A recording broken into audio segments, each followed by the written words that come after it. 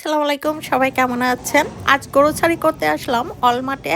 Evening এ স্ন্যাকে sandwich বানাবো। তো স্যান্ডউইচের কিছু সরঞ্জাম কিনতে হবে, এজন্য এসেছি। রিসেন্টলি আয়রা জাহিন ফায়ার হাউসের ছাপ খেতে খুবই পছন্দ করছে। তো ফায়ার হাউসের ছাপ বানাবো আজ।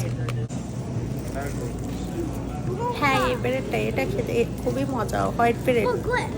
ফায়ার হাউসের ছাপ খেতে কিন্তু অনেক মজা লাগে। তো বাহিরের জিনিস আমার খেতে অতটা রুচিতে লাগে না, এজন্য আমি বাসায় তৈরি করব। সবকিছু কেনাকাটা করার পরে বাসায় চলে এসেছি। আর এইখানে আমি কিনেছি হোয়াইট ব্রেড, লেটুস, মেয়ো, আর এইদিকে মিটের মধ্যে টার্কি। আর এইদিকে আমি ব্রেড প্রথমে টোস্ট করে নিচ্ছি, আর এরপরে মিশিয়ে নিচ্ছি মেয়ো।